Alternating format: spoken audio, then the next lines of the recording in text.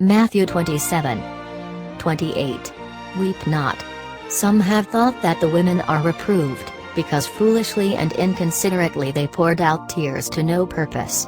On the contrary, Christ does not simply reprove them, as if it were improperly and without a cause that they were weeping, but warns them that there will be far greater reason for weeping on account of the dreadful judgment of God which hangs over them, as if he had said, that his death was not the end, but the beginning, of evils to Jerusalem and to the whole nation, and in this way he intimates, that he was not abandoned to the wickedness of men in such a manner as not to be the object of divine care. For, from the punishment which immediately followed, it was manifest that the life of Christ was dear to God the Father, at the time when all imagined that he had been wholly forsaken and cast off. These words do indeed show plainly with what exalted fortitude Christ was endued, for he could not have spoken in this manner, if he had not advanced to death with a steady and firm step. But the principal object is to show, that under this mean and revolting aspect he is still under the eye of God, and that wicked men, who now proudly triumph, as if they had obtained a victory, will not long enjoy their foolish mirth, for it will quickly be followed by an astonishing change. This doctrine is even now of use to us, when we learn that Christ was not less dear to his Father, because for a moment he was deprived of his aid, but that he set so high a value on our salvation, that he did not even spare his only begotten Son. He gave a remarkable proof of this, when he razed to the foundation, and destroyed, along with its inhabitants, the holy city, in which he had chosen his only sanctuary.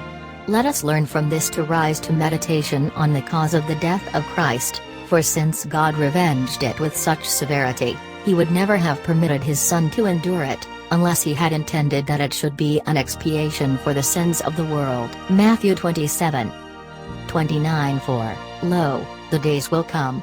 He threatens, that a calamity which is not usual, but fearful and unheard of, is at hand, in which will be perceived, at a glance, the vengeance of God. As if he had said, that this nation will not be carried away by a single or ordinary kind of destruction, but that it will perish under a mass of numerous and great calamities, so that it would be much more desirable that the mountains should fall upon them, and crush them, or that the earth should open and swallow them up, than that they should pine away amidst the cruel torments of a lingering destruction. Nor did those threatenings fall to the ground without effect, but this thunder of words was surpassed by the awful result, as is evident from Josephus. And as the wish to be crushed by the mountains, and the cursing of their children, were expressive of the lowest despair, Christ taught by these words that the Jews would at length feel that they had made war, not with a mortal man, but with God. Thus shall the enemies of God reap the just reward of their impious rage, when they who formerly dared even to attack heaven, shall in vain desire to employ the earth as a shield against his vengeance. Matthew 27:31. If they do these things in the green tree. By this sentence Christ confirms what he had stated, that his death will not remain unpunished, and that the Jews, whose iniquity is ripe, or rather half-rotten, will not remain long in their present condition, and by a familiar comparison, he proves it to be impossible but that the fire of the divine wrath shall immediately kindle and devour them. We know that dry wood is wont to be first thrown into the fire, but if what is moist and green be burnt, much less shall the dry be ultimately spared. The phrase, if they do, may be taken indefinitely for if it be done, 266, and the meaning will be, if green wood is thrown into the fire before the time, what, think you, shall become of what is dry and old? But some perhaps will prefer to view it as a comparison of men with God, as if Christ had said, wicked men, who resemble dry wood, when they have basely murdered the righteous, will find that their time is prepared by God.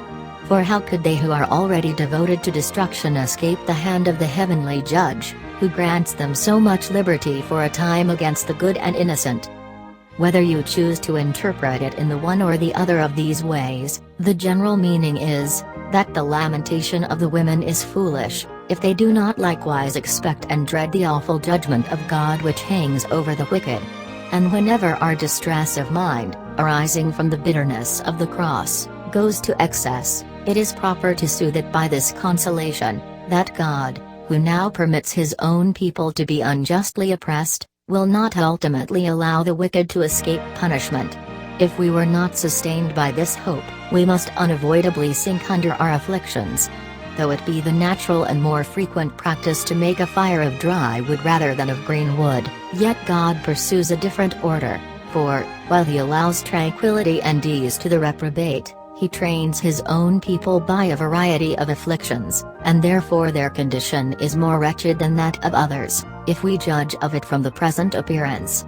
But this is an appropriate remedy, if we patiently look for the whole course of the judgment of God, for thus we shall perceive that the wicked gain nothing by a little delay, for when God shall have humbled his faithful servants by fatherly chastisements, he will rise with a drawn sword against those whose sins he appeared for a time not to observe. Matthew 27:32.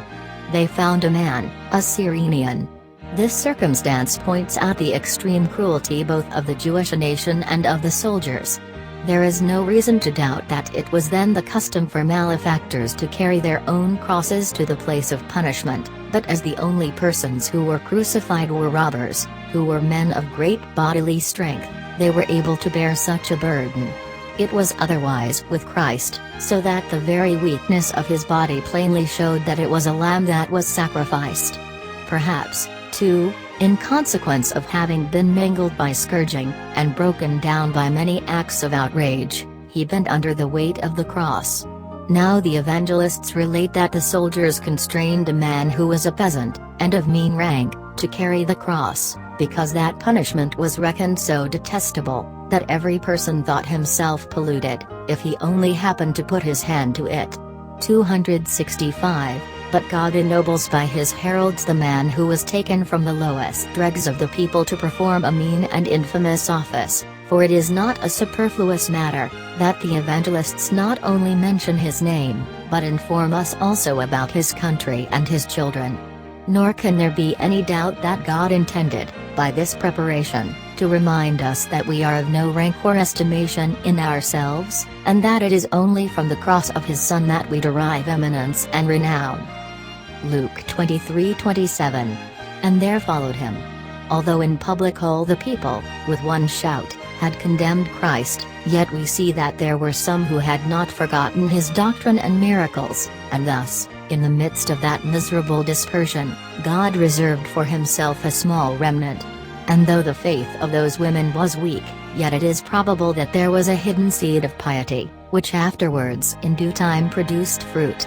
Yet their lamentation served to condemn the wicked and shocking cruelty of the men, who had conspired with the scribes and priests to put Christ to death. But Luke's design was different, namely, to inform us, that when the wickedness of men breaks out into unrestrained disorder, God does not indolently look on, to see what they are doing, but sits as a judge in heaven, to punish them soon for their unjust cruelty, and that we ought not to despise his vengeance, because he delays it till the proper time, but that we ought to dread it before he appears.